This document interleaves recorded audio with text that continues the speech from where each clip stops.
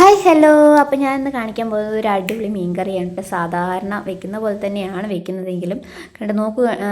അവിടെ നിന്ന് നമ്മുടെ മുറ്റത്ത് തഴച്ച് വളർന്ന കറിവേപ്പിലകളാണ് കേട്ടോ ഞാൻ കാണിച്ചത്. അതിൽ നിന്ന് വലിച്ചെടുത്ത കറിവേപ്പിലയാണ് അപ്പോൾ ഞാൻ കാണിച്ചു തന്നത്. പിന്നെ കുറച്ച് മീൻ കറി വെക്കാനുള്ള സാധനങ്ങളും പിന്നെ കുറച്ച് വേറെ കറി വെക്കാനുള്ള സാധനങ്ങളും എല്ലാം കൂടി റെഡിയാക്കി ഒരു പ്ലേറ്റിലാക്കിയെന്നേ ഉള്ളൂ. തേങ്ങക്കൊത്തൊന്നും ആക്ച്വലി മീൻ കറിക്കുള്ളതല്ല.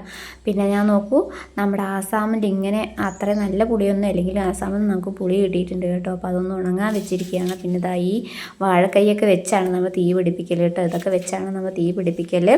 അപ്പോൾ ഇതാ ഞങ്ങൾ തീ പിടിപ്പിച്ച് എടുത്തിട്ടുണ്ട്. ഇനിയിപ്പോൾ ചീഞ്ചട്ടി വെച്ച് എണ്ണ ഒഴിക്കണം. ഇതാ ഏട്ടനാണ് കേട്ടോ ഇന്നത്തെ കുക്കിങ്. അപ്പോൾ എണ്ണ ഒഴിച്ചിട്ടുണ്ട്. അപ്പോൾ പുറത്ത് അടുപ്പിൽ കത്തിക്കുന്നതുകൊണ്ട് ഏട്ടൻ തന്നെ കറി വയ്ക്കാമെന്ന് പറഞ്ഞു.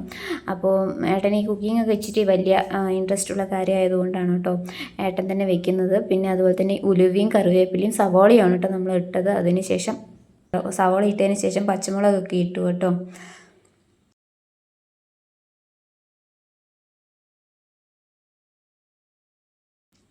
ലേശം നമ്മൾ ഒന്ന് ഉപ്പ് എടുത്തിട്ടു. അത് കഴിഞ്ഞ് ഇഞ്ചിയും വെളുത്തുള്ളി നമ്മൾ ചതച്ച് വെച്ചിട്ടുണ്ടായിരുന്നു, അതെടുത്ത് കുറച്ച് ലേശം ഇട്ടു. തക്കാളി ഇട്ടു കേട്ടോ. അതിനുശേഷം നമ്മൾ മഞ്ഞൾപ്പൊടി ഇട്ടു.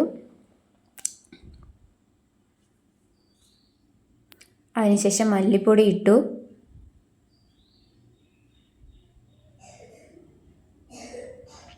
മല്ലിപ്പൊടിയൊക്കെ ഇട്ട് അതൊക്കെ ഒന്ന് ചൂടായി വരുമ്പോഴത്തേക്കും നമ്മൾ മുളക് പൊടിയും ആഡ് ചെയ്യും കേട്ടോ. അപ്പം ഈ ഏട്ടൻ അങ്ങനെ അളവ് പറഞ്ഞൊന്നും വെക്കുന്നില്ല. ബിക്കോസ് ഏട്ടൻ അങ്ങനെ അളവൊന്നും നോക്കിയിട്ടല്ല വെക്കുന്നത്, ഒരു കൈയളവിൽ ഇട്ട് വേണം കേട്ടോ. അപ്പോൾ ഇപ്പോൾ മഞ്ഞൾപ്പൊടിയും മുളക് പൊടിയും മല്ലിപ്പൊടിയൊക്കെ ഇട്ട് ഒന്ന് ചൂടാക്കി എടുക്കുവാണ്. അതിനുശേഷം നമ്മൾ നേരത്തെ ഉണക്കാൻ വെച്ച പുളിയിൽ നിന്ന് കുറച്ച് പുളി എടുത്ത് വെള്ളത്തിലിട്ട് വെച്ചിട്ടുണ്ടായിരുന്നു.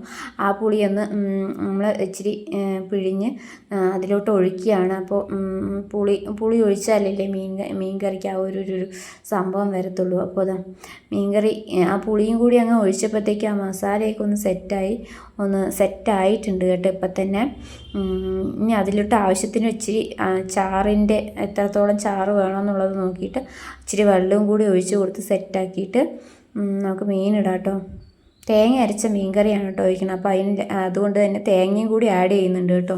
അപ്പോൾ അത് ഒന്ന് നമ്മളുടെ മസാലയൊക്കെ ഒന്ന് ചൂടായി അപ്പോഴത്തേക്കും നമുക്ക് ഇനി മീൻ ഇടാം കേട്ടോ. മീൻ കഷ്ണങ്ങളാക്കി വൃത്തിയാക്കി മഞ്ഞൾപ്പൊടിയും മുളകൊക്കെ തിരുമ്മി വെച്ചതായിരുന്നു. അതൊന്ന് ഇച്ചിരി ഉപ്പും മുളകൊക്കെ പിടിക്കാൻ വേണ്ടിയിട്ട്.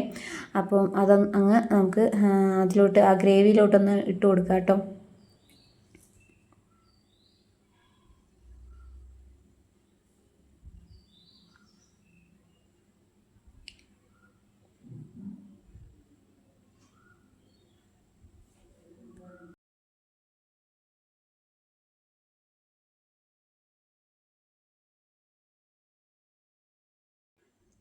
അപ്പോൾ നമ്മുടെ കറിയൊക്കെ മീനൊക്കെ ഇട്ടപ്പോഴത്തേക്കും ഒന്ന് തിളച്ച് വന്നിട്ടുണ്ട്. അതിലോട്ട് നമ്മൾ തേങ്ങ അരച്ചത് ചേർക്കുകയാണ് കേട്ടോ. അപ്പോൾ ഇച്ചിരി കൂടി ഗ്രേവി ചാറും കറി ഇച്ചിരി കൂടി കൂടുതലാവുകയും ചെയ്യും. ചാറും ഒക്കെ നമുക്ക് ആവശ്യത്തിനുള്ള ചാറും ആവും കേട്ടോ കറിക്ക്. അപ്പോൾ ഇതൊക്കെ ഇങ്ങനെയാണ് നമ്മൾ മീൻ കറി സാധാരണ വയ്ക്കൽ കേട്ടോ.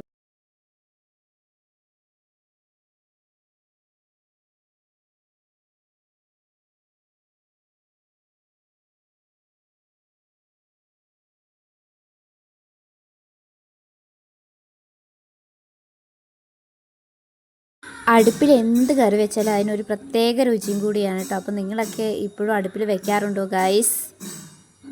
അപ്പോൾ അതൊന്ന് എല്ലാവരും ഒന്ന് കമൻറ്റ് ചെയ്യണേ.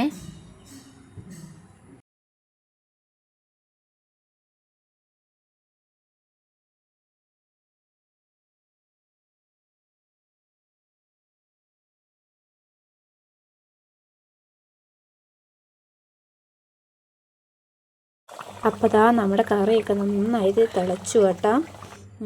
ഇനി നമുക്ക് അത് വേറൊരു പാത്രത്തിലോട്ട് മാറ്റി വെക്കാം കേട്ടോ.